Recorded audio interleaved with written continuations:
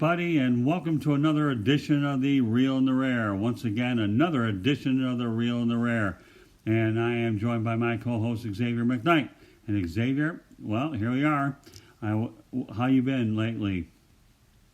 Doing good, Scott. Continuing to just remain in very high spirits and persevere through this challenging time that we're all going through with coronavirus, COVID-19 pandemic.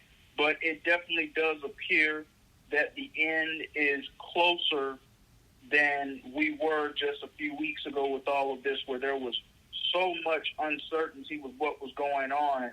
And there's still lots of uncertainty going on there, but I can truly say that I no longer feel like I live in a twilight zone. Well, even when we're allowed to go out, believe it or not, I still don't plan to eat out as many restaurants as I have because I'm not really quite comfortable doing it anyways. And with all due respect, okay, you know, eating at home for me, I'm able to try to keep my weight under control. So I will go out to restaurants from time to time, but not as frequent as I have in the past because, you know, it's a lot easier to control what you put in your mouth when you're cooking for yourself.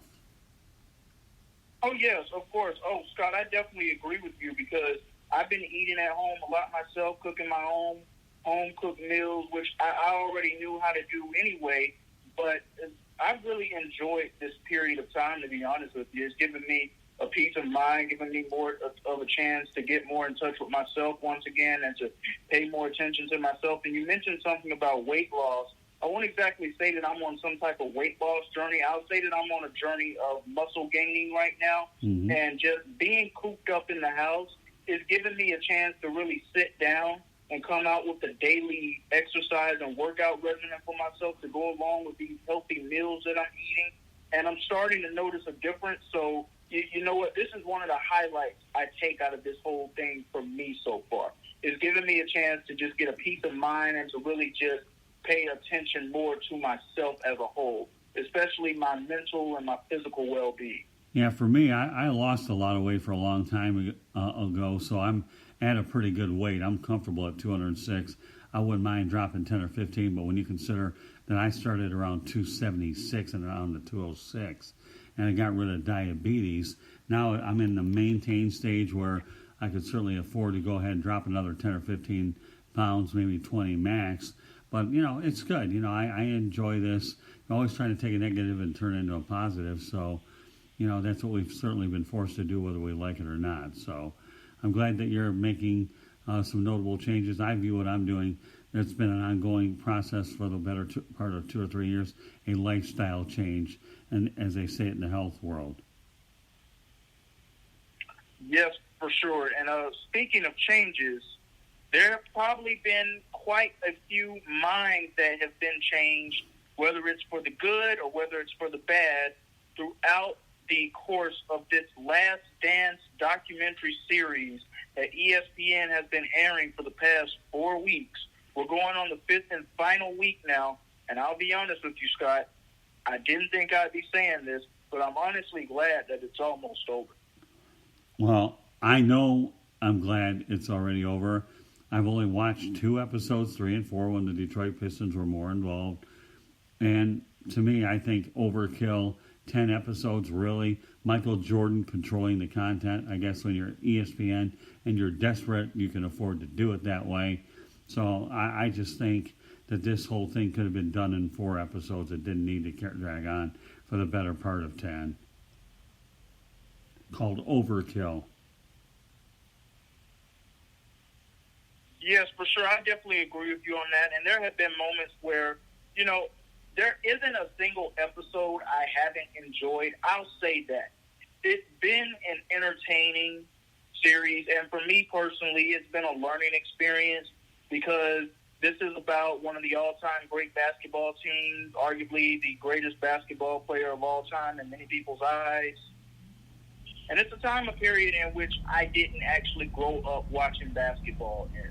So it's something that I've been looking forward to anyway, and I've enjoyed every single one of the episodes. But overkill is definitely the right word to use here. Because as intrigued and as in tune as I am with every single episode, it's just non-stop right now with the coverage that they've gone into the episodes with. And the directors of this documentary, they've done a phenomenal job putting all of this together, even though we identified in the last episode of The Real and the Rare that there are many things that are being withheld from this documentary as far as telling the complete truth about something or telling the complete thought of what something was. We already addressed that in the last episode of The Real and Rare. But we're going to address a little more of it tonight. But overkill is definitely the right term to use here because, at first when this documentary series first started, Scott, I was among the thought process, wow, is 10 episodes going to be enough? Well, when we got past episode 6 and 7, I'm just like, okay, it's time to wrap this up.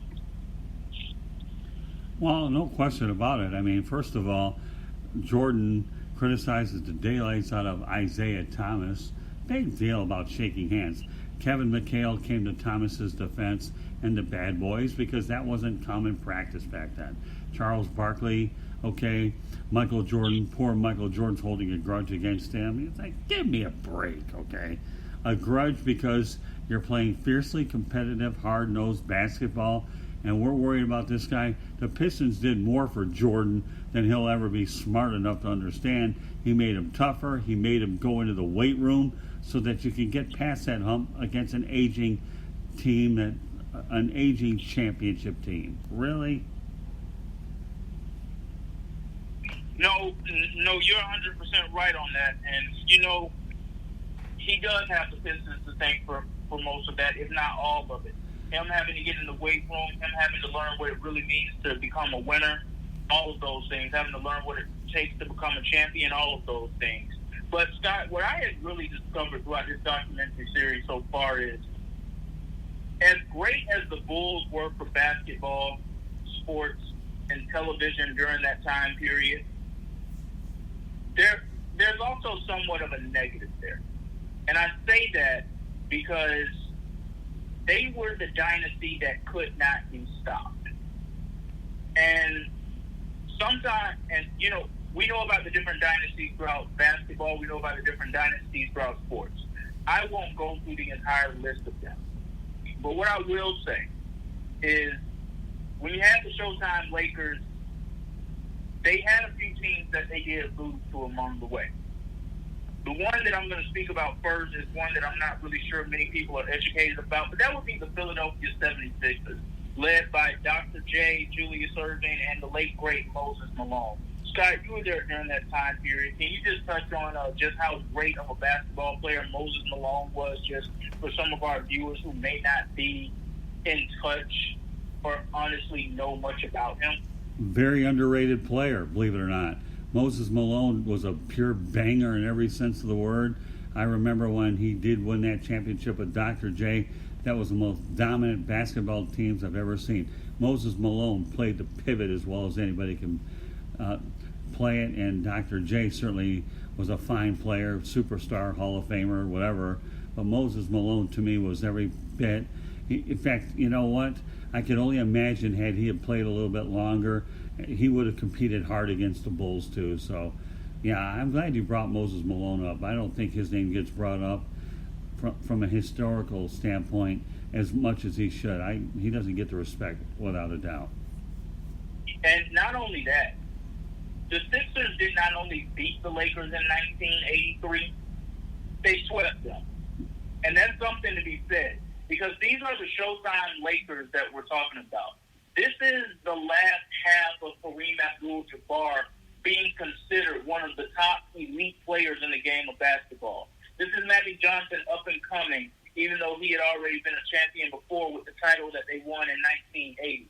This is James Worthy's first go-around. No, it's his second go. No, it's actually his first go-around. I just had to make sure I had that correct. Okay. Lakers won a championship again in 1982. James Worthy was drafted in the summer of 1982. He was on that team that lost to the Sixers in the summer of 1983. Just wanted to make sure I had that correct. And they had many great role players, too. And they were being coached by the great Pat Riley. Right. And the Philadelphia 76ers, they didn't just beat them, they swept them. There's something to be said for that. Then we come back the next year, they lose to the Celtics in 84.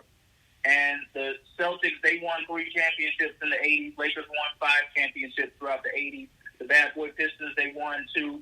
But even though they say you have to win 3 championships to be considered a dynasty, Scott, I'm sorry. I consider the Bad Boy Pistons a dynasty because from what history shows me, they were the best team in basketball throughout 1987 all the way up until about 1990.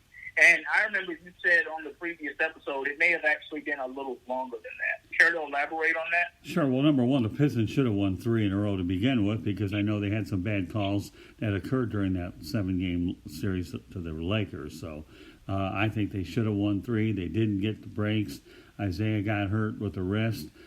But I'll tell you what, the Pistons came out with a vengeance the next year and swept the Lakers and got rid of them. So that shows you where you were at there. Now, I will say one thing about the Bulls, though, Xavier, that I think had Jordan not left, that team should have won 8 in a row. I really do.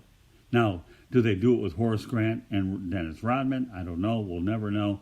But that's a team that was equipped to win 8 in a row. But obviously, Jordan took a hiatus, and the Rockets got the pair of titles while Jordan was playing ball. I'm going to come back to that point a little later because it's very interesting that you say that. Okay. But my point that I'm making about all these teams I'm listing is all of them dethroned each other at one point. Right. The Showtime Lakers were dethroned momentarily by the 83 Sixers. The Showtime Lakers were dethroned momentarily by Bird, McHale, and Parrish's Celtics. The Celtics were dethroned by the Bad Boy Pistons. The Bad Boy Pistons also dethroned the Showtime Lakers, and they held Michael Jordan and company from winning at least one more championship. Right. I can't say that if the Bulls had won the series against the Pistons in 1989, Scott, that they would have gone on to win the NBA championship. Sorry, I just don't believe that because now you're talking about, even though he's older at this point, you still have Kareem Abdul-Jabbar to deal with, and despite the fact that he's older, the skyhook was still an unstoppable move even at this point in his career. And the thing you have to take into account when it comes to that 89 series is, yes, the Pistons were dominant.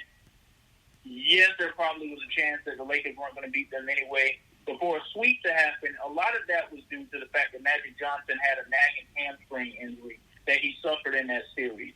Does that happen if they play the Bulls in 89? I don't know. So I'm not even going to try to guess at that. But what I will say is that championship-laden experience with the Lakers, and the biggest factor in all of this is the fact that Pat Riley was still the coach of the Lakers in 1989. Pat Riley wasn't the coach of the Lakers in 1991 when the Lakers and the Bulls met in the finals. So I think that would have made a huge difference in between Pat Riley going up against Doug Collins. And even if it's not Doug Collins and it's Phil Jackson, it's still Pat Riley at this point, and Phil Jackson would not have proven anything as a head coach to that point. What are your thoughts on that? Well, you make a lot of valid points. You really do. You know, eras dethroning other eras, I've always thought is just part of the growing process of really what it comes down to.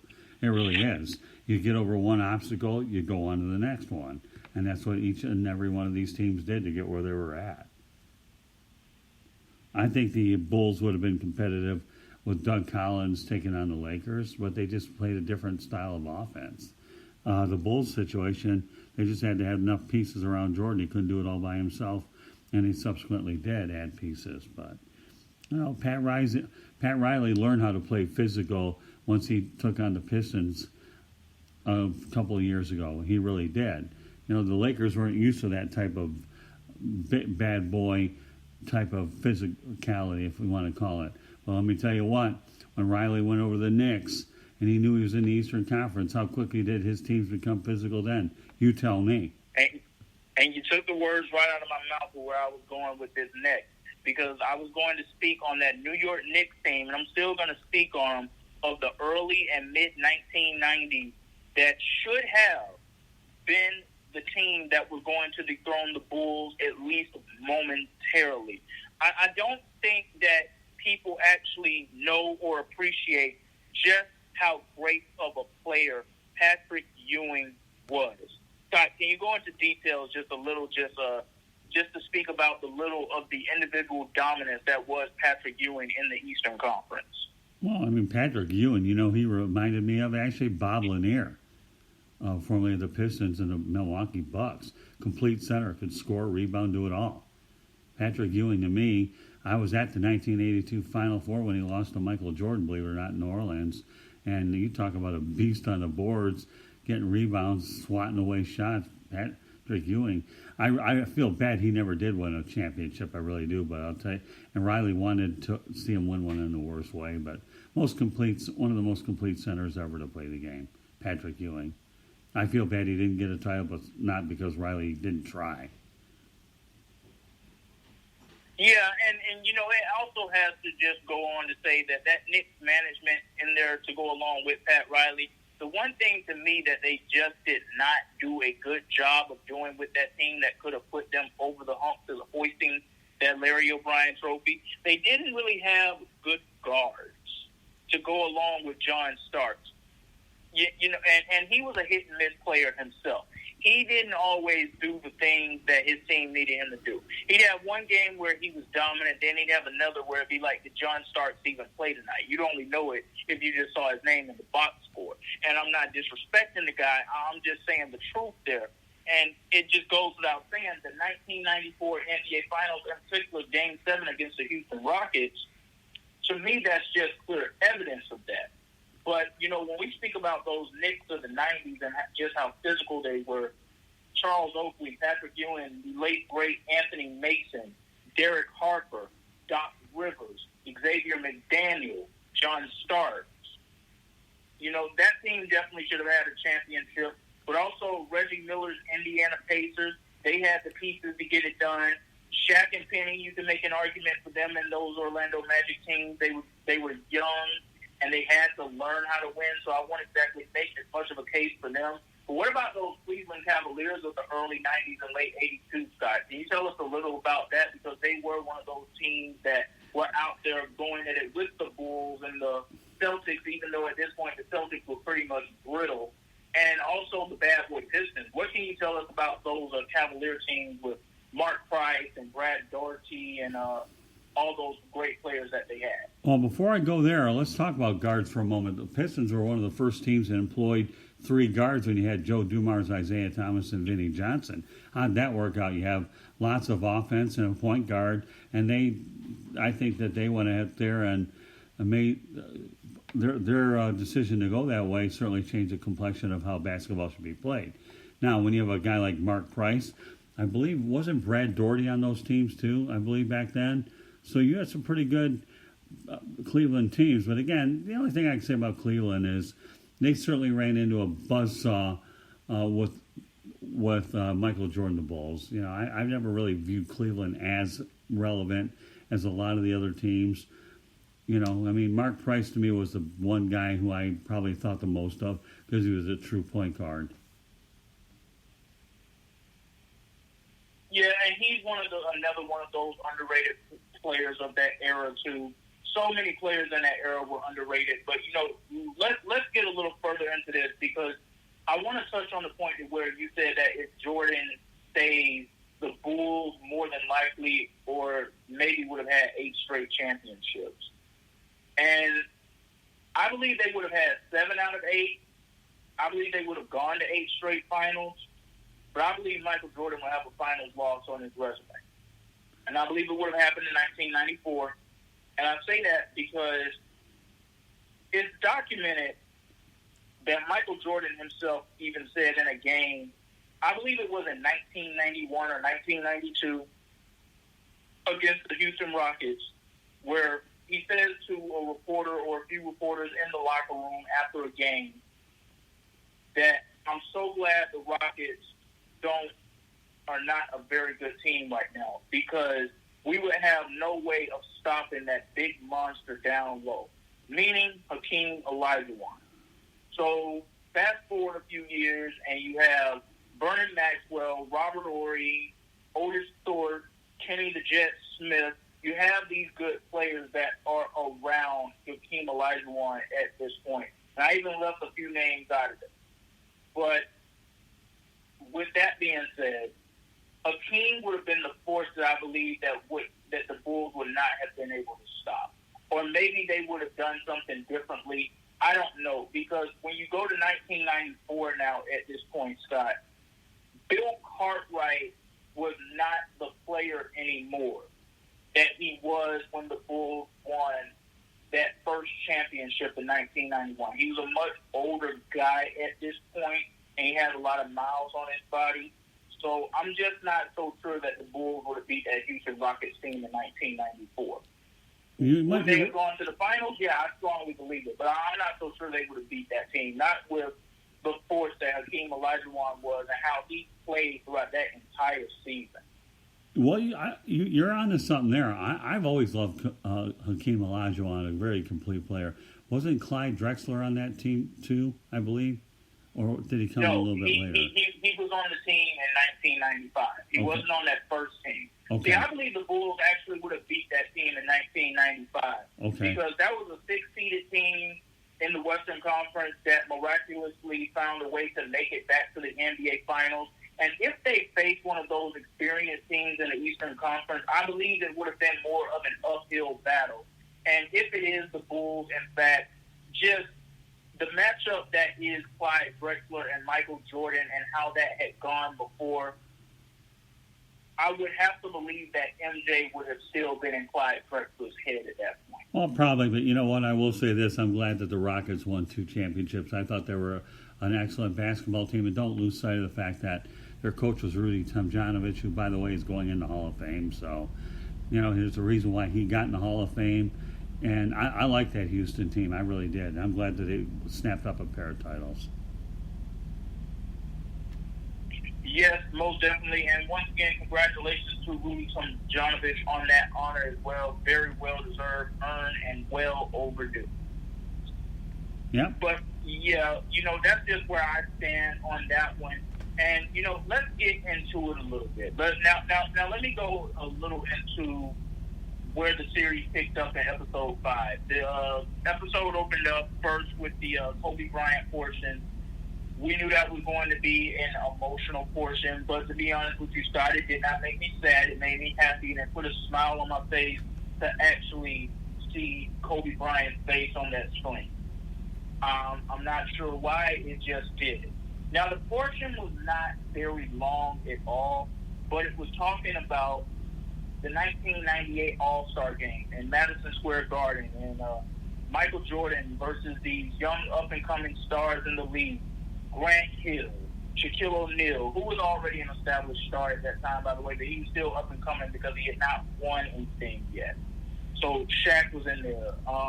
Kobe was in there. You have veteran players in there like Tim Hardaway and Alonzo Mourning and Reggie Miller, Larry Johnson, and all those really good players as well. So it was a very short portion there. But we also talked then the documentary goes all the way back to 1984 when Michael Jordan is first negotiating his shoe deal. And it's funny because if it was not for his mother, he would not have ended up with Nike. And the course of tennis shoes and sneakers as we know it today would have been altered forever because Converse did not want to pick up Michael Jordan because they already had an all-star superstar lineup at the time. And it should be noted that Converse in the 1980s was the official shoe of the NBA. They had stars like Isaiah Thomas, Larry Bird, Magic Johnson, Bernard King, one of the more underappreciated players throughout the history of the league, too, I might add. Michael Jordan actually wanted to sign with Adidas. And Adidas was not known for basketball at the time. Nike was also not known for basketball. They were more known for tennis. And Michael Jordan did not initially want to go with Nike because it just seemed too risky and they only had tennis players. And the only reason he didn't end up with Adidas is because Adidas would not give him his own line or his own shoe. Pretty sure that's a decision that they've come to regret over the years, along with many of the other decisions that that company has made when it comes to other NBA players as well. But, you know, first off, let me just say, a huge thank you to Mama Dolores Jordan for making sure that your son got on that plane and went to Oregon and went and met with Phil Knight and all of the other executives up at Nike. Because I have my different thoughts about Michael Jordan the person. I also have my different thoughts about Michael Jordan the player. But I'll go ahead and say it right here, Scott. I am a huge fan, and I avidly wear Air Jordan. They are my favorite sneakers. And if it wasn't for Mama Jordan, we would not have Air Jordan. So I just want to say thank you to her for that. But what can you tell us about the NBA and sneaker deals during that time of the 80s? I know they weren't nearly as big as they are now. To be honest with you, I never paid attention to them. The only sneaker that I ever owned from a player, I don't know what I did with it, but I used to like the pumps by Shaquille O'Neal. Those were really good for my ankles, considering I had my ankles damaged many years ago in a skiing accident. I enjoyed the pumps, but to be honest with you, I never cared about shoe deals. I wouldn't spend the kind of money that they'd want, and I got to tell you, my dad used to buy the best shoes. I would take his hand-me-down, so because we wear the same size shoe. And he never bought junk. Never paid attention to him, though. So. But I also want to fast forward now to where the documentary was talking about the way Michael Jordan was being marketed. Had you ever, throughout the history of your career and the history of your life period, at that point, seen a single superstar in any sport that was being promoted the way Jordan was being promoted by 1991? No, I hadn't, but, I give the NBA credit. They're a league that does work very hard to promote their stars, and they do that better over hockey, probably even better than the NFL for that matter, and baseball. So the NBA, I think, is at the front of the class there that they're trying to. I know lots of people are saying baseball should try to do it, but baseball is a very purist sport, and their philosophy is entirely different than the NBA, as are many of them. So. Yes, for sure. And, I understand that too. And they're two different sports, like you said, because the NBA is mainly controlled, and a lot of this is because the commissioners have allowed it to happen, in particular Adam Silver. Right. The NBA runs by stars. Yep. Baseball and the NFL, they don't do that. They run by the team, they run by the organizations, they run by the shield. Right. That is how they run. If I put prime LeBron James on any basketball team, they have a good chance of going to the NBA Finals. Well, we have prime Mike Trout in Anaheim with the Angels right now, and they can't even make the playoffs. So two different sports, two different types of styles, two different ways that you can just go about it there. But I do agree with you on that there. But, let's touch into this really quickly, because we know that the Bulls won their first championship in 5 games against the Lakers in 1991. Going into the 92 season, they faced the Portland Trail Blazers in the NBA Finals, and they beat them in 6 games. So, Scott, can you please educate our viewers on just how good Clyde the Glide Drexler was? Because in the Last Dance documentary series, in particular in that episode 5, I don't know if Michael Jordan was intentionally trying to do this, but he somewhat came across as if he was throwing shade at Clyde Drexler. Because leading up into that finals, there were reports out there that there were comparisons of Jordan and Drexler. As a matter of fact, before you even answer my next question of where I'm going with that, can you answer this one for me first? Sure. Do you remember if those reports were out there of Clyde Drexler being compared to Michael Jordan? No, I don't remember them at all. I thought that they were really entirely two different players. I really do. Everybody knows what a beast Jordan was. Clyde Drexler was, they call him Clyde the Glide, right? So I think they were entirely different. I really do. I don't recall that. Okay, so with that being said, Jordan goes on to say in the documentary something along the lines of, Clyde's a good player, but don't compare him to me. And that led to social media, in particular Twitter, going into somewhat of a frenzy of disrespect towards Clyde the Glide Drexler, a man who I'm pretty sure most of those knuckleheads have no idea what his career stats were. Can you educate our viewers on just how good this man was? Oh, I always like watching Drexler. I back in his days, I think he played for the University of Houston Cougars, and his play carried over well in the NBA. So he was enjoyable to watch. I really had no problem with him at all. Down to earth, even keeled. He let his play do the talking. He wasn't the type of player that had to trash talk. And he's one of those whose actions spoke louder than his words. Makes people better around him too. Yes, and I mean, it also happened last Sunday in particular, and I'm jumping ahead here a little, but I'm doing it just for the sake of where we are with this conversation so far. There was a lot of disrespect coming towards the way of Gary the Glove Payton as well after episode 8 was getting ready to come to its conclusion, and we have now at this point simulated to the 1996 NBA Finals. And I have a lot of things I have to say about that too, where I'm also going to lean on you and your expertise and, you actually watching the teams during this period of where I'm going to go with this next. Mm-hmm. Clyde Drexler was interviewed during this portion of the episode, and he said, George Karl had me focus more on being a scorer in the first 3 games of these NBA Finals.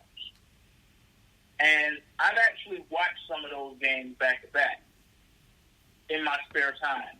And what I remember hearing Marv Albert say before the games even started, in particular Game 1, instead of having Gary Payton guard Michael Jordan, George Karl was going to implement the strategy of putting him on Scottie Pippen, which made absolutely no sense to me at all. Right. Because Gary Payton, once he basically placed himself on Michael Jordan. He went against George Karl's orders. And had he done that earlier, maybe it would have been a different series. I believe the Bulls still would have won that championship no matter what, because Michael Jordan was absolutely determined in that 1996 season. But I believe they may have been able to stretch it out to 7, because Gary Payton was very much disrespected on Twitter last Sunday, because in that clip where he says, you stuck me on Michael, and it changed the series. We were able to get out of a 3-0 hole and make it 3-2. Well, Michael Jordan started laughing at all of this.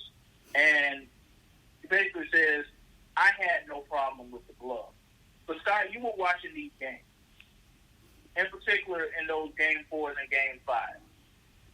And Michael Jordan was actually missing a lot of shots when Gary Payton was now defending him directly in that series. So I don't want to hear that I had no problem with the glove. That to me, that's just a very disrespectful shot. And, of course, the way this documentary is going, everybody wants to make Michael Jordan look like a king. They want to make him look like royalty. They want to make him look as good as possible.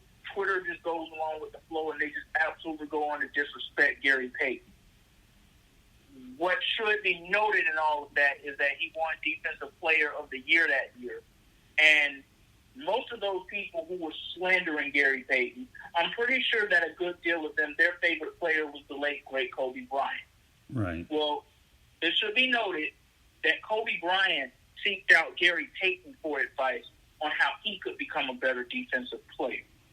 So Kobe says in episode 5 of The Last Dance, when it comes to Michael Jordan and his legacy and what MJ means to him, he says, what you get from me comes from him.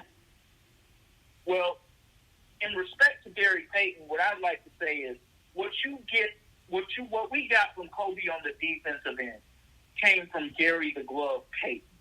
Without him, we don't get Kobe as a 12-time all-defensive player, 9-time first-team all-defense. Can you just educate our listeners on how impactful of a player Gary Payton was, and also that combo of Sean Kemp and Gary Payton together, which was Lob City, before the Clippers came up with Lob City with Chris Paul, Blake Griffin, and DeAndre Jordan? Well, I'll say this, okay? Gary Payton, as you said, was a heck of a defensive player. and he should have been guarding Jordan the whole time. I've always been a firm believer if you got a great defensive player, you man him up against the best player on the other team. You really have to do that. And if George Karl wasn't smart enough to go ahead and do it, at least Gary did. Remember, the Seattle Sonics, I believe, were one of the first 8 seeds that lost, and I think Karl was the coach. So, as much as George Karl piled up a lot of wins, his teams folded at key times. But you always have to listen to what Gary Payton says. Gary Payton is a good basketball player, a good basketball mind. And I'm glad that he had enough guts to go ahead and go against his orders. I'll never say that very often, but there are exceptions to every rule. That he did go against his coach's orders, and as a result, they extended that series. So, does Seattle win it all? I don't know. Again, it's yet another hypothetical, but I've always thought that Gary Payton was an underrated, underappreciated player. I really do. Okay, and I echo those sentiments exactly. And Gary Payton was able to win an NBA championship in his last few years when he was a member of the Miami Heat in 2006. But Gary Payton in Seattle, I refer to him as one of the greatest point guards of all time, one of the greatest defensive players of all time. And I definitely do believe he caused Michael Jordan some problems in that series. Now, I'd like to rewind it back to 1993 because we talked a little about that New York Knicks team, and we'll talk a little bit more about them here.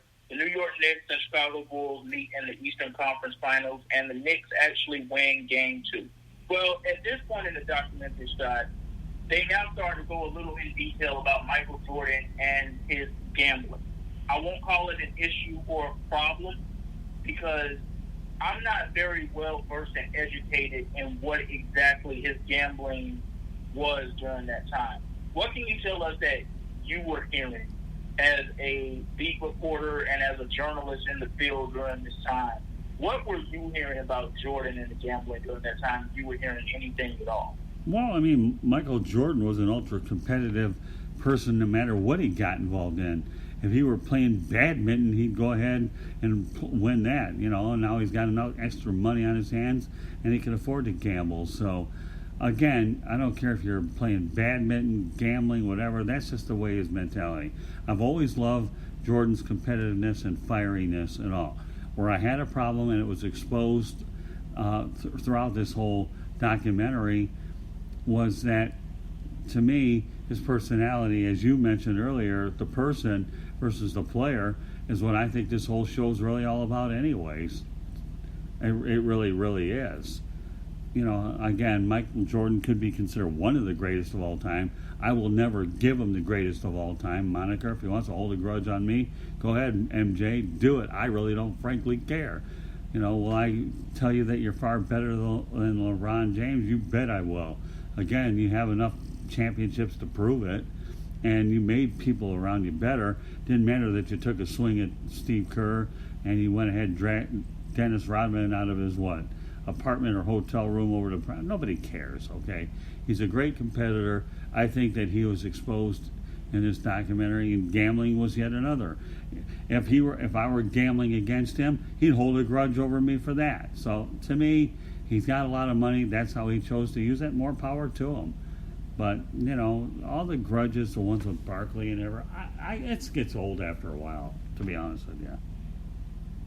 And I agree with you on that, but I'm going to go back into the gambling really quickly because here's something that I've thought about as they were discussing that whole ordeal throughout that episode of the documentary. And it made me think a little, and, I just like to get your thoughts on this and, see if we're possibly in the same thought process with this, or am I overplaying this, or is it something that you had not even thought about?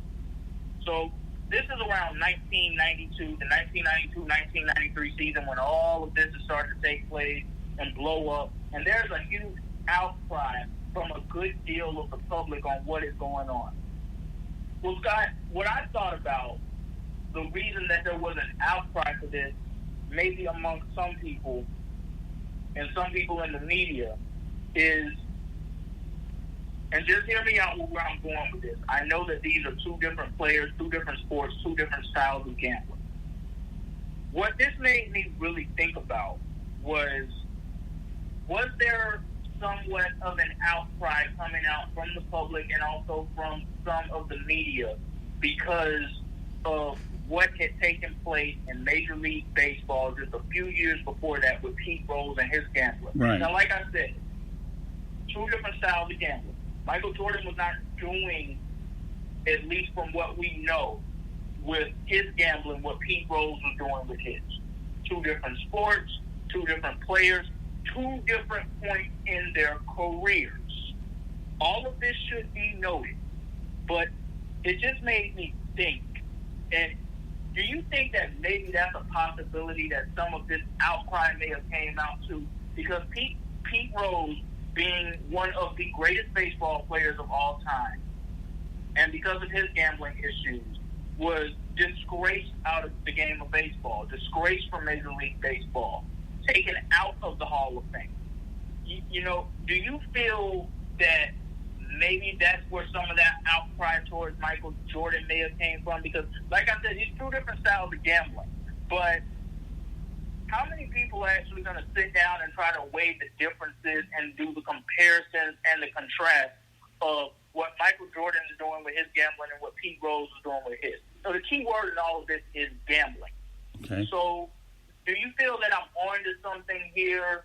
Or, you know, just what are your thoughts on that overall? Well, Michael Jordan should be thankful for one thing back then. There was no social media, or that would be like the paparazzi for him. They'd be following him to every craps table and every blackjack table that there is, number one. No social media. Pete Rose is another animal altogether. I think gambling is interesting, and I'll even take it a step further in a moment. He bet on baseball, which you're not allowed to do. Anybody that's ever bet on baseball has been banned from the game because of it. And then what was worse about that is he lied about it until he ultimately came clean. And then he goes ahead and shows everybody up in Cooperstown while they're having the induction about selling books and whatnot, okay? And he doesn't show remorse, which is why he was never let in the game.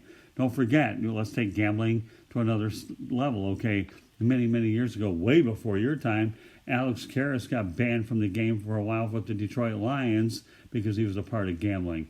We all know that Denny McLain had a history of it as well. You know, so you've got a lot of guys that have a history of gambling, but again, there was no social media back then. So therefore, what happened with Jordan wasn't as magnified then as it was now. And don't forget that Willie Mays and Mickey Mantle were just greeters at a gambling establishment, and they were banned for a while until I think Peter Ueberroth brought it back and said that this was not related and that they were allowed back in the game, and they were just simply greeters. But gambling is just gambling. You know, he had extra money. He was ultra competitive. Heck, you know what? Dennis Rodman was in Las Vegas, and he was dating Carmen Electra. I think he subsequently married her. So anytime you got gambling, it's a wide open topic, and you're dealing with competitiveness, and of course leading to the Charles Barkley. So I don't know. I guess to summarize what I'm telling you, Xavier, is he should be thankful that social media wasn't around. Pete Rose just simply bet on baseball, which is a no-no, and that's why he's never been back.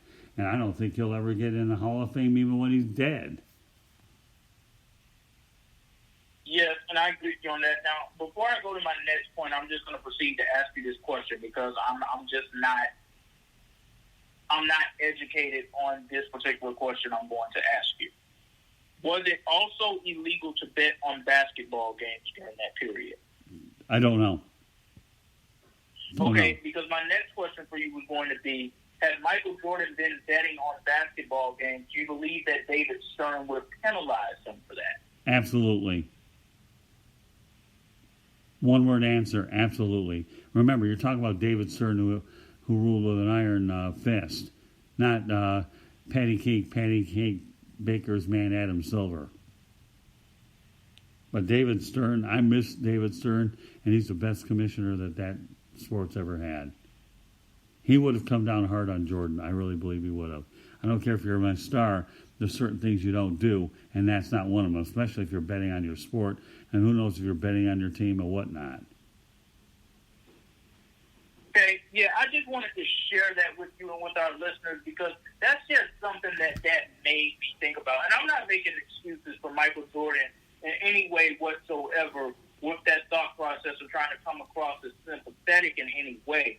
But I'm just thinking, like, where could that outcry have possibly really came from? Like, if Pete Rose doesn't do the things that he does that outcry really happen like that?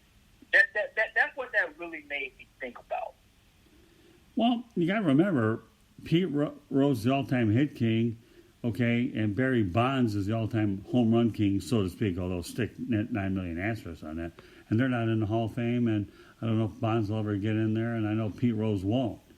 So you tell me, based on what I'm telling you right now, you know, if you have illegal activity, whether it's steroids, performance-enhancing drugs, or gambling, it's bad news no matter how you slice it. Yes, I definitely agree with you on all of that. And now I'll take it back to the series in particular here because we now get past the Chicago Bulls. After losing the first 2 games of the 93 Eastern Conference Finals, they go on to beat the New York Knicks in 4 straight games. Michael Jordan in that competitive drive and him finding something to just ignite that little extra thing about himself to overcome this team once again. Those poor New York Knicks. So we now go to the 1993 NBA Finals, and what a lot of the younger generation learned on that episode, Scott, was Charles Barkley is not just some former NBA player who goes on TV as an analyst for TNT and just criticizes guys because he wants to, because he didn't win a championship. No, what they found out in that episode is Charles Barkley was actually a great NBA player. Can you just share some of your Charles Barkley memories with us really quickly? Yeah, I loved him. I thought he was a great player. You know, what was he, 6'6", I think? I don't know the exact height, but and he played like a 7-footer. I loved his determination. He was a physical player. And you know what? To me, Charles Barkley is a guy you used to love to watch. He played bigger than his size, and he had a heart of a lion, in my opinion. So, yeah, I have so much respect for Charles. And I have no problem with him as an analyst, but we'll stay on point with the player. I mean, you know, I wish there were more out there like Charles Barkley. And Michael Jordan had to have an inhumanely type of series against the Phoenix Suns to really overcome that very good Phoenix Suns team and the MVP that season that was Charles Barkley. I mean, let me just go through some of the names that was on that Phoenix Suns team. Charles Barkley, Kevin Johnson, Danny Ainge. These are some good basketball players. Oh, yeah. But Michael Jordan in that series, he's just unhuman. Like, he averaged 41 for that entire series, including Game 4, where he put up a double nickel in the NBA Finals, 55 points. Were you watching that 1993 NBA Finals? No, to be honest with you, I never paid attention to it. I never did. Because the next thing I was going to ask is, seeing someone actually do this, it doesn't feel real, but you actually see it was happening. Right. And I was just going to ask, like, just what was going through your mind as you're watching this one individual guy with this insane competitive drive that we're going to speak about in just a few minutes do these unhuman-like things? Well, I mean, they're remarkable athletes is what they are, and they have a will to win, and they're the type of players that, you know, teams obviously, that's how you compete when you have a superstar like this. It really is. So, yeah, I mean, great players have big games. Do these big games necessarily mean that you're going to win them? No, because, again, they're going to let one guy score. As long as you stop the other 3 or 4 guys around them, that's great. You have an individual effort. Just because you have a great individual effort doesn't mean you win a basketball game. You still have 5 guys on the court as a unit collectively trying to get it done. But you're forced to respect that superstar. You really are. And you better have a deep bench if Okay, you're going to win, too. And that leads me into my next part of this topic that I'm going to talk about. That's the competitive drive of Michael Jordan, which is like no other of any athlete that I believe we've seen throughout our lifetime. Michael Jordan was willing to go through the ultimate measures to get whatever he had to get out of himself and his teammates to win. But the one thing I will say is I don't believe Michael Jordan ever asked his teammates to do anything that he did not do himself, because he did not have an easy ride coming into the NBA. He earned his way into becoming the leader of that Bulls team at a young age. He had to go through the gauntlet of the Eastern Conference with Bird Celtics and the Bad Boy Pistons, and overcoming a foot injury that could have been career-ending because the doctors and technology back then, things just were not up to speed the way that they are today. Right.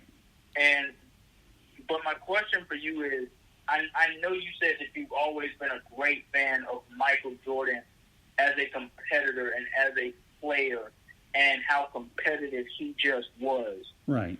But let's talk a little about his leadership. Well, Do you have any issues with Michael Jordan as a leader or the way that he went about things? no. And before you answer that, I want to speak on some of the incidents in particular. Okay. Punching Steve Kerr in the face, punching Will Perdue. Horace Grant shared a story with Shannon Sharp that Shannon Sharp shared on Undisputed on FS1 just last week, where Horace Grant told Shannon Sharp that when I didn't play good and Michael felt I didn't play good, he would tell the cooks or the flight attendants on the plane, don't feed him, he doesn't deserve to eat. Do you feel that that's a little extreme, or is that just an era during that time? Well, and just yeah. the way things work? Now that you brought these incidents out, I would say it's way too extreme. Remember, he's the superstar. He's not the damn head coach. He's not. I understand he's your best player, but really, punching players, telling him that he can't eat, that's, to me, again, that's what exposes him in this particular documentary. It really does. How many times, Xavier, has this guy been exposed? It's been countless so far. And as I said before we went knee deep into this entire broadcast this evening, there are a lot of details that they aren't telling us about as well. Yeah. I wish we had 2 episodes for all the stuff he omitted, so we got the real story instead of Michael's story. But then again, you're talking about a network, okay, ESPN, that couldn't get Peyton Manning on Monday Night Football, couldn't get Tony Romo on Monday Night Football. They've been actually, a lot of commentators don't like coming over here anyway, so what does that tell you? So they can't get the best, so they might as well just kiss Michael Jordan's backside and let him say whatever he wants, because they're desperate for programming and they're desperate for quality personnel. That's what it's come down to with the ESPN these days. Yeah, I definitely agree with you with that. I mean, especially you spoke on the Peyton Manning team there. They tried to deal with him now countless times, and now it's just at the point of, look, it's just not going to happen. Couldn't get Drew Brees and you either. accept that and you need to move on. Yeah, Couldn't get Drew Brees either. That should be noted as well. Right. So yeah, I agree. I mean, yeah, so many extreme things that he did. That's fine. That's one thing. The coach is there, okay, to do the best you can to get out the players. You don't need a superstar making an idiot out of himself that way. I understand the ultra competitive part. Well, at what point do you take the ultra competitive part away, where you get carried away with that? No, absolutely. I definitely agree with you there. And once again, now I'll pose the question back to you. Do you have a problem with who Michael Jordan was as a leader? Yes and no. I don't know if that's a fair answer. I understand being a extreme competitor, but the way he went about doing things, I do have a problem with that. Okay. And Michael Jordan said in episode 7 of this documentary series that many have a problem with the way that I led because they never won anything. And that part I just completely disagree with completely. And Shannon Sharp brought a great example of this up yesterday when he said, well, I have a problem with it, and I am a guy who wants something. And Shannon Sharp proceeded to bring up, I believe that was a replica of a Vince Lombardi trophy that he brought up, but he is a 3-time Super Bowl champion. Maybe it was a real trophy, I'm not sure. And it's Hall of Fame plus in the Pro Football Hall of Fame in Canton. And, you know, my point is, you know, there are different styles of leadership. Tom Brady also has 6 world championships, but he doesn't lead the way that it appears that Michael Jordan was as a leader. Tom Brady is a very personable person with a good deal of his teammates. When the rookies show up, he makes them feel welcome, and he welcomes them to the team. He doesn't terrorize them the way that Michael Jordan was terrorizing the life of a player like Scott Burrell. So there are different ways that you can go about being a leader. There's no particular way to tell someone how to be a leader. But I'm with you on, yes, I have a problem with the way Michael Jordan went about things. They were just out. That was bullying. Let's just call it what it is. It's bullying. That's what it is. But the reason it will somewhat be universally accepted is because he says that he was doing it because he wanted to win. And you can't argue against the fact that he didn't win. Won 6 NBA championships on 6 tries. So that's just where the no part of this comes in for me, that he was a winner. But I do have a huge problem with him punching guys in the face and withholding people's meals and any of the other tactics that he was doing. And, you know, Scott, I want to bring this up to you as well as we slowly begin to start closing out this conversation. There was an argument on many of the shows this week, many of the sports shows this week, about, well, what's the difference in between Michael Jordan calling Scott Burrell the B word and Draymond Green saying the B word to LeBron James and Kevin Durant? And you had some people who had the audacity to sit here and say that it's not the same thing because Draymond Green was saying it to those guys out of spite, and Michael Jordan was doing it to motivate and to challenge, and that's why it's okay for him to do it. Well, Scott, I'm sorry, and I believe that you and I will be on the same page when I say this. I don't care what somebody's title is, what their status is, what their stature is, how much money they have, how powerful they are. I don't let anyone get away with disrespecting me. And Michael Jordan calling Scott Burrell and others the B word and any other names that he may have called them, you don't need to make a comparison of it to what Draymond Green did, in my opinion, because either way, it's an equal level of disrespect. Your thoughts? Well, I'll tell you what, I'll make this short and sweet. I don't tolerate anybody that ever disrespects me. I believe that there are times when you have to go ahead and be hard on people. By the same token, there's times when you have to be softer on them. It just depends on the situation, whether they're making the same mistakes over and over. So anybody that disrespects me and they take it to a certain extreme, I just simply get rid of them. I won't tolerate negative people. You know, and again, you're talking a different era between now and then back in Jordan's day compared to Draymond Green. You can't compare the eras. So, there's a fine line how far you go along with it until you get to a point. Positive reinforcement to me is the best leadership that you can have. Leading by example is the best way you can get through to people. Nobody's going to sit here and tell me, well, Michael Jordan had 6 titles. Yeah, Michael, but just forget one big thing, MJ. Okay? You had a whole lot of help. Don't tell me you got 6 titles without Dennis Rodman doing all the dirty work.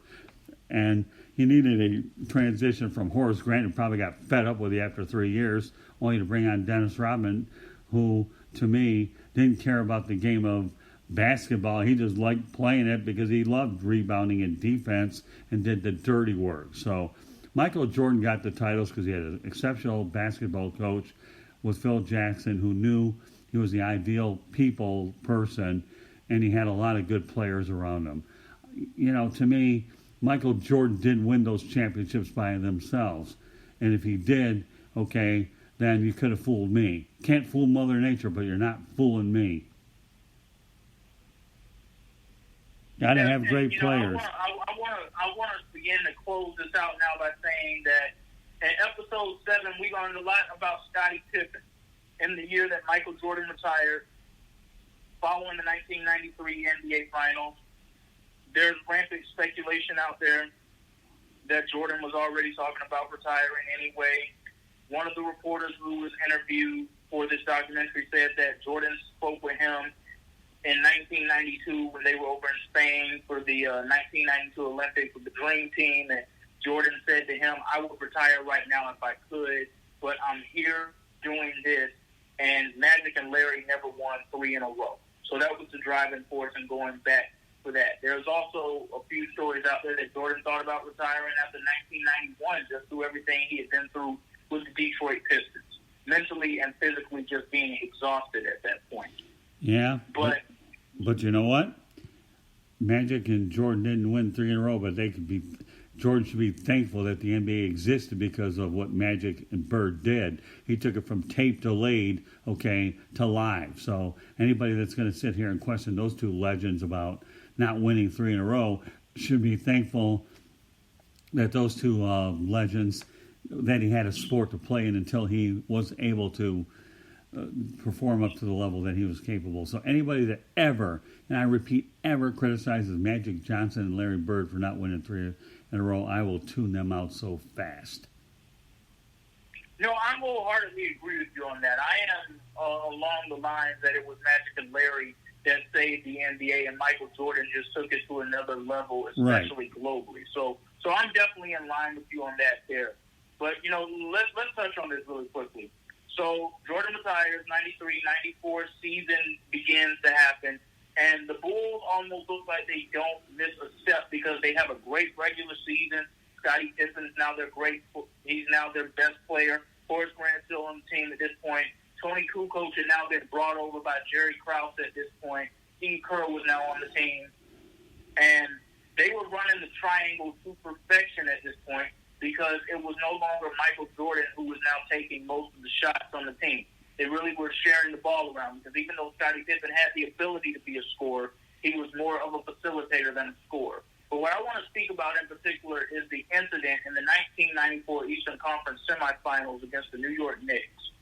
Game 4. And the Knicks already have a 3-0 lead in this series. It's Game 4, and it's coming up to the last shot. And Phil Jackson draws up the play for Tony Kukoc. Tony Kukoc has already had this play drawn up for him multiple times throughout the season. And he had hit the shot multiple times. Well, they wanted Scottie Pippen to be the inbound passer for this. Scottie was not feeling what Phil wanted to do here, and he actually opted to not go back into the game. Now, it should be noted that Tony Kukoc hit the shot. The series was expanded, even though the Knicks will go on to win it in 7. But there was a huge issue in that Bulls locker room after that game was over with, despite the fact that Tony Kukoc had hit a shot to extend the series. But many of those players felt like Scottie had quit on them. And the incident that people spoke about in particular, and I already knew a little about this anyway, was Bill Cartwright standing up in the locker room after the game and giving a speech in front of the team with tears in his eyes, saying, "Scottie, you let us down." And Steve Kerr was interviewed during this portion as well. He's saying, many of us never thought that Pip would ever do anything like that to us. He's one of our favorite teammates. And the thing that hurts us the most is we know that's not really Scottie's character.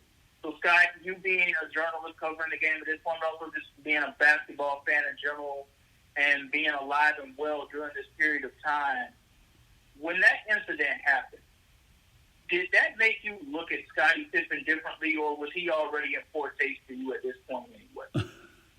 He was in poor taste with me before this situation. I could never stomach him anyways. But this certainly sealed it. I have no respect whatsoever for Scottie Pippen. I've always thought he's been Jordan's secondary guy. I don't think he should have been on the Dream Team anyways. I couldn't stomach Scottie Pippen at all. But this definitely put the exclamation point on it. When your coach and your team expects you to do something, you simply do it. Don't act like a cotton picking first class baby. And that's what he did. He should never have been on that Dream Team. And I'm sorry, but Scottie Pippen to me, I can't stomach him yet either. No, I agree with you on him never being on the Dream Team because it's very interesting that Scottie Pippen was reportedly one of the players that was holding Isaiah Thomas back from being on the Dream Team. Someone who definitely should have been on the Dream Team, had the credentials for it. Oh, yeah. But let's talk about the real reason Scottie Pippen made the Dream Team as well. Yeah, Michael and I'm Jordan. pretty sure you'll agree with me on this, Scott. Not even just Michael Jordan and his influence. Do people remember that in the 1991-92 season, Dominique Wilkins tore his Achilles? Okay. No, because to me, that's the only reason that Scottie Pippen made the Dream Team. Because Scottie Pippen was not a better player than Dominique Wilkins. And if Dominique Wilkins had been healthy and able to play, I believe he definitely would have made the Dream Team over Scottie Pippen. Your thoughts? Agree. One word answer. Agree.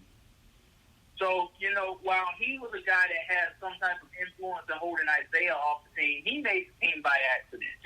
That's all I just want to bring up with that there. But, and Jordan even said in the documentary, this is something that Scottie will never live down. Somehow, some way, this is going to follow him forever. And, Scott, that's something that's big on me. To where I'm from, you don't quit on your team, you don't quit on your teammates, and that really made me lose a lot of respect for Scottie Pippen right there with that incident because I had heard about it, but I didn't know that it was something that had actually happened until they went step for step and detail to detail with what happened in that moment. Well, that just really made me realize right then and there, this is exactly why this guy never won anything without Michael Jordan, and this is why that Portland Trail Blazers team could not get over the hump with Scottie Pippen as its leader because he didn't have anything that was leader about him. Well, Jordan's right about that, of course. I think that he definitely is right about that. It will live with him the rest of his life, and when he had a chance to go on his own, he didn't do anything anyhow. But to me, Scottie Pippen has no legacy. He just doesn't. I hate talking about the guy when we talk about the NBA because I can't stomach him. I don't think I would ever stomach him in the put other athletes like Deion Sanders, who I hate more than any of them. I can't stand Dan Marino, but Scottie Pippen to me trumps them all. I can't stand him at all. Okay, and now I'll get to my last point with this conversation. The documentary, before it goes into the tip-off of Game 1 of the 1998 Eastern Conference Finals between the Pacers and the Bulls, we end the flashback point of this documentary at the end of the 1996 season. Game 6, on Father's Day, the Bulls close out the series. Michael Jordan wins the Finals MVP. It's his first championship series without his father. And, of course, there's the infamous image that I've seen countless times. I'm pretty sure you've seen it as well. Michael Jordan in the locker room, hugging the basketball, sobbing because of that moment. But what episode 8 detailed, which to me was the most emotional point of this documentary for me so far, because it really gave me goosebumps just sitting there and not only watching it, but hearing it for the first time. And I'm not sure if anybody had ever heard this before, but we see the image. We've seen the image countless times. Jordan laid out on the floor, holding the basketball, hugging the basketball, and just sobbing. Well, starting episode 8, they released the sounds of Michael Jordan crying and wailing And I got to tell you, that was something that I never would have expected to hear out of a guy like that. And it was almost a type of crying and wailing I don't believe I've ever heard from a person before. We've all experienced sad moments in our lives and things like that. And I've experienced cases with people crying heavily, myself at times crying heavily about things. That almost did not sound human-like. The sound that Michael Jordan was making as he was on that floor holding that basketball. And that really just made the hairs all over me just stand up, because that was just really telling how special and how deep that moment was for him. Well, yeah, he lost his father. What would you expect? You know, I'm sure that he felt like his father was like an idol to him, and to see him die the way that he did, get killed in the rest area, that was just totally sad. So I'm not, again, don't get me wrong, I think the world of Michael Jordan as a player. Again, he's been exposed as a person numerous ways, but no matter what documentary you throw, up there, unless you have all the facts, you have an incomplete documentary. I mean, the 6 championship rings are what they are. I have actually more respect for Kobe Bryant than I do Jordan in some cases. But I'm not going there. That'll be for another day. But Kobe Bryant, to me, was a heck of a person and a competitor. But this is the way Michael did things. But we also have to look at the fact that it was a different era, too. You're talking about the old school NBA that you happen to like. But to Michael Jordan's credit, it was not an easy road for him to become a champion. It was not. He went through a lot of great teams to get where he's at. So he had to pay his dues without a doubt. And that's pretty much where I'll close out the conversation here, because that was pretty much the end point of that documentary. I'm looking forward to episodes 9 and 10 on Sunday. They'll be the final week of this documentary. I'm glad that it is coming to its end. But what I'll be looking for in particular, Scott, is to see what exactly they're going to tell us about that flu game in the 1997 NBA Finals. Because I've heard a lot of different things about it. I've heard that Jordan had the flu. I've also heard stories of Michael Jordan had an extreme hangover.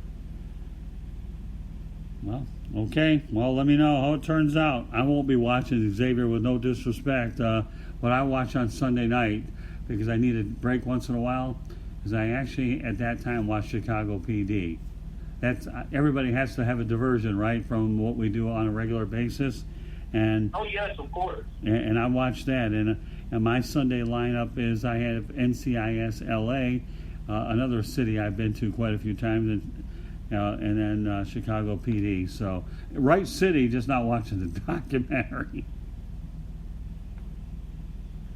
Not watching the documentary. Yes, I definitely agree with that. We have to have a time where we divert away from what we do on a day-to-day basis and just do something different. But with that being said, I just want to thank everyone for tuning in to tonight's edition of The Real and Rare. We hope that we have been able to take your mind off of some of the challenges that many are still experiencing during this time of this pandemic. And we send out our best wishes to everybody who is suffering as a result of this pandemic, whether it's financially or whether it's physically. And we definitely send a special shout out tonight to Scott's mother, and we send her our thoughts and prayers, and hope that she recovers just fine from this battle that it is that she is going through. Yeah, unfortunately, she's not going to recover. They can't do anything about it. Mayo Clinic's already contacted her that she doesn't have much more time left. So I'm taking the opportunity through FaceTime to enjoy it. I wish I could get back to Michigan to see her, but the way things are currently working out, unfortunately. But thankfully, technology allows me to at least see her. But I appreciate you mentioning that. It means a lot coming from you, and again, I enjoy doing this broadcast with you. You certainly bring a great approach to what you do.